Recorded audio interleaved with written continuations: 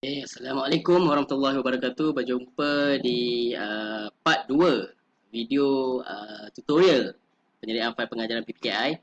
Jadi sebelum ini kita telah stop di folder nombor 8, nota dan bahan kuliah.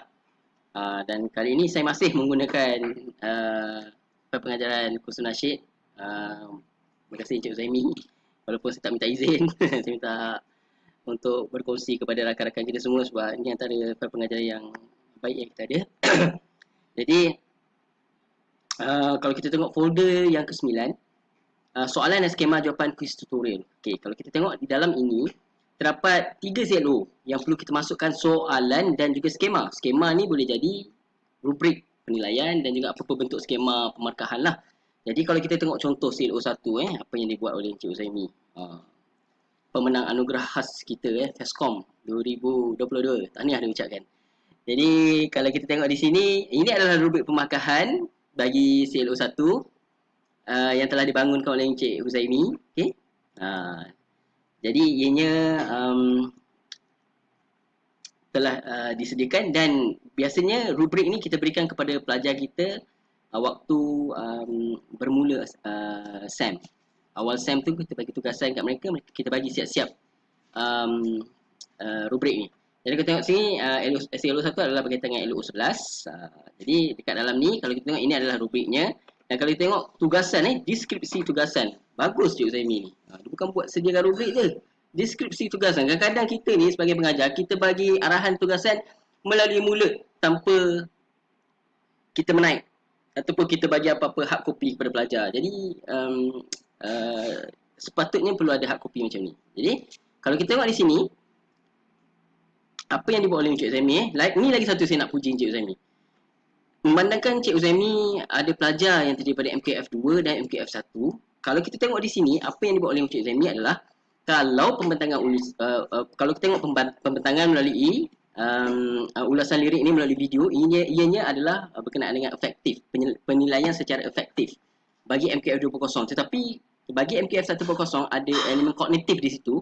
Tapi bagi meraihkan dan kita membagi soalan yang sama, kita memberikan soalan yang sama kepada pelajar, tapi kita guna rubrik yang tadi yang sama kepada pelajar.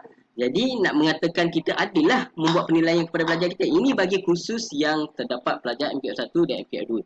Jadi kalau kita tengok di sini, Cik Uzaimi minta untuk MKF 1 mereka menyediakan esei, menulis esei. Jadi arahannya sama semuanya. Apa yang perlu dibuat? Pelajar diberikan tajuk, lirik, membuat ulasan dari sudut apresiasi. Jadi kita nampak di sini bila kita baca, kita sendiri orang yang nak membuat penilaian ni kita okey. Kita tahu okey ini penilaian akan dibuat berdasarkan rubrik pemarkahan, dah letak tanggungjawab, etika penyampaian. Semua Encik Uzaimi dah letak di sini. Jadi sebab itulah kita katakan ini adalah contoh yang terbaik yang kita dapat gali lah dari pelbagai pengajaran yang lain. Banyak lagi yang baik yang lain, cumanya ini antara yang terbaik yang kita dapat.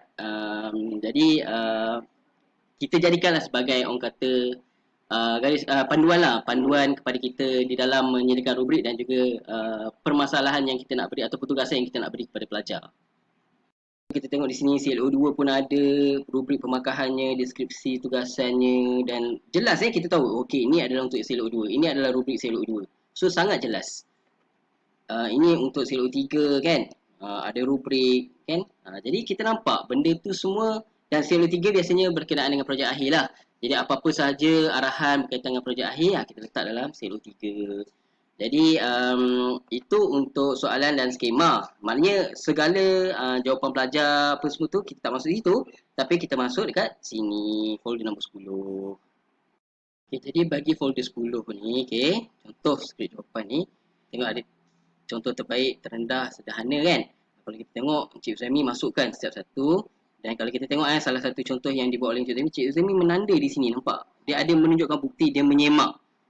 Dan last sekali Encik Uzaimi ada letak markah di bawah ni. Ini salah satu cara yang kita boleh buat lah. Encik Uzaimi letak format berapa, kandungan keabsahan. So ini sangat bagus. Ini adalah sesuatu yang sangat bagus bila kita menanda. Maknanya ini adalah berdasarkan rubrik yang telah kita bangunkan dan kita bagi markah pada pelajar kita. Jadi jelas, sangat jelas. Sebab tu saya kata kita jangan hantar skrip jawapan yang kosong yang tak ada apa-apa tanda, tiba-tiba dekat markah keseluruhan ada markah. Itu akan jadi isu juga. Jadi apa yang Cik Uzaimi buat ni sangat bagus. Dan kalau saya tunjuk contoh kan saya ada sebut kita bagi self assessment atau peer assessment kepada pelajar. Jadi apa yang kita boleh buat adalah macam ni, contoh ini adalah sederhana kan. Saya senaraikan 3 yang sederhana. Dan ni rakan-rakan dah komen dah ni. Okay, apa yang telah mereka beri komen kepada rakan-rakan mereka. Jadi ini contohlah, ini sederhana, nanti tertinggi ada komennya, yang rendah ada komennya. Dan ada juga orang, semua ni macam ni, kalau perasan saya dah hide mana-mana yang saya tak nak kan. Tapi ada orang buat satu list terus semua dan mereka terus highlight dengan warna. Contoh, hijau adalah 3 tertinggi, merah adalah 3 terendah, oren adalah 3 sederhana. Boleh juga, tak ada masalah. Yang penting ada kaedah kita menyediakan 3 terbaik, 3 sederhana dan 3 terendah tu. Jadi ingin saya ingatkan lagi sekali, perlu kita untuk setiap CLO tu ada menunjukkan tanda kita menyimak, menanda, letak rubrik pun boleh. Maknanya contoh kita memang kita sediakan kotak rubrik, kita copy and paste je letak kat dalam tempat yang kita bagi markah tu.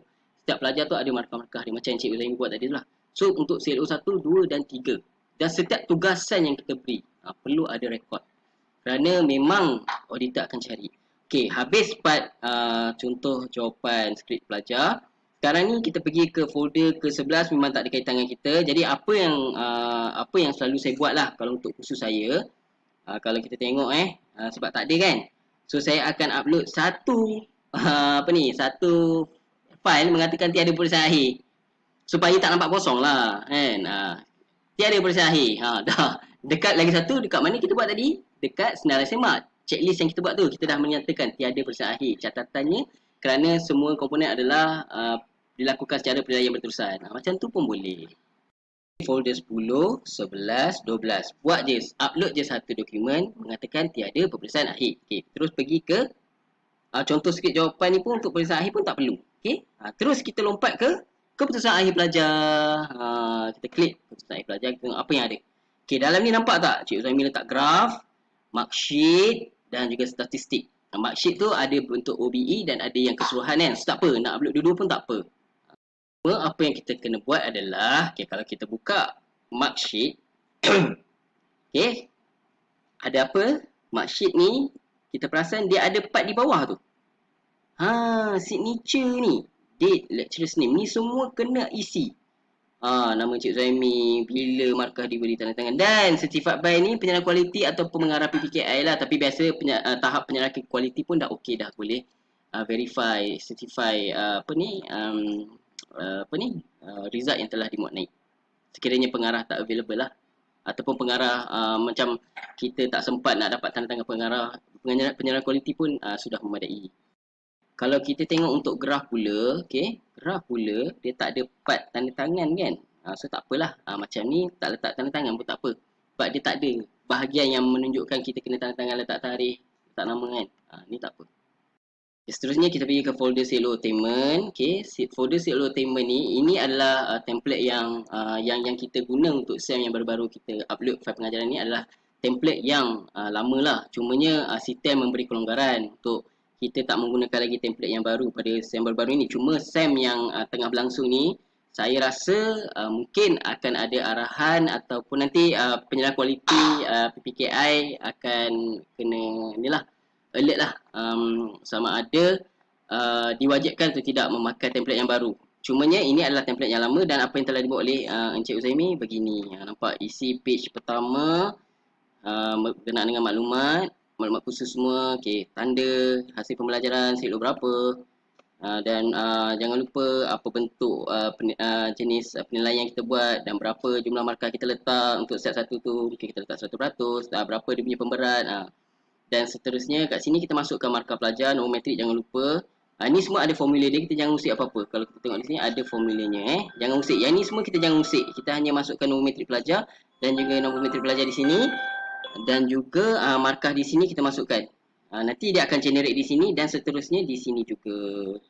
Dan yang ni pun dah pernah diajar dalam TOT. TOT macam mana nak buat kan, bangkit TOT kan. Jadi di sini pun ada formula dia. Ni formula dan ni pun ada formula dia. Ni formula, ni ada formula dia, dikira dari sini. Dan Um, jadi kalau kita ada 35 pelajar dan 35 pelajar pun melepasi sudah dapatlah 100% kan pelajar yang melepasi sasaran. Ni sebenarnya ada formula dia ni. Tapi tak apa. Mungkin nanti boleh rujuk satu template yang lain. Saya tunjuklah satu template yang baru saya kata tadi kan. Inilah bentuk yang terbaru. Yang PPKI belum buat lagi lah. Tapi insyaAllah nanti akan penyerah kualiti akan um, sampaikanlah template yang baru ni jika ianya diwajibkan untuk dipakai. Dan kalau kita tengok di sini, dia ada formula di bawah ni. Dalam ni. Dan lain, pengiraan dia lain sikit lah. Okay? Kita tengok macam mana kan. Semua ada formula di sini. Okay? Jadi senang je. Kita hanya perlu masukkan nilai dan kita perlu pastikan yang jumlah akhir pelajar kita tu tepat lah. Macam ni nampak ada formula kan. Ni kena bahagi 15 lah sebab kita ada 15 pelajar. Kalau kita ada 20 pelajar kita 50. Tapi dia ambil di sini lah jumlah pelajar di sini lah sebenarnya. Ataupun kalau tak dia akan kita key in sendiri pun tak apa dekat sini. Okay. Kita pastikan benda ni betul. Kalau tidak dia tak dapat 100%. Sepatutnya 100% nanti dia jadi tak bukan 100%. Okay, untuk cost outcome analysis, dia adalah satu berbentuk Microsoft Word sebenarnya. Kita isi nama kursus kita, teras berapa. Dan kita isilah. Kalau mencapai 100%, selalunya kita tak komen apalah, tiada ulasan lah. Tapi kalau kita ada macam contoh 80% je kita capai 70 rendah kan. Jadi kita akan ulas lah. Mungkin kita buat cadangan. Okay, perlu membuat penambahbaikan topik. Ataupun perlu lebih sesi face to face, macam itulah contohlah. Itu semua contoh yang kita boleh masukkan dalam komen. Sekali pastikan bersign lah sebab course outcome analysis pun ada sign yang perlu kita letak lah. Akhir sekali laporan e-nilai. Inilah laporan e-nilai yang kita boleh generate dari sistem sebenarnya. Okay? Dan kita perlu masukkan. Jadi itu sahaja sebenarnya untuk file pengajaran. Tak susah mana. Mungkin yang mana Otota yang Cik Zaimi, Cik Yusri yang menang untuk file pengajaran hari tu kan. File pengajaran terbaik. Boleh berkongsi rakan-rakan yang lain. Dan saya di kesempatan ini merupakan saat-saat akhir saya di PPKI kerana saya akan berpindah ke Sitel sebagai timbalan pengarah di sana. Jadi saya doakan yang terbaik untuk rakan-rakan semua. Saya mohon maaf atas segala kekurangan dari pihak saya. Yalah, saya pun insan biasa, banyak melakukan kesilapan. Jadi apa-apa yang telah saya lakukan sepanjang kita berkenalan saya memegang jawatan penyarah kualiti di PPKI hampir 2 tahun. Tak habis lagi penggal saya. Tapi patutnya habis Mac 2023. Tapi keperluan saya berada di hotel tu mungkin lebih tinggi ataupun mendesak mungkin atas keterlibatan saya bersama KPT tempoh hari Kementerian Pengajian Tinggi dan kini dinamakan sebagai Kementerian Pendidikan Tinggi. Jadi mungkin apa-apa yang saya dapat di sana, saya belajar di sana diperlukan oleh pihak USIM. Jadi saya akan menyumbang. Jadi apa-apa pun kita tetap akan bekerjasama insya-Allah. Apa-apa sahaja kalau perlukan bantuan dari saya, kita boleh roja-roja.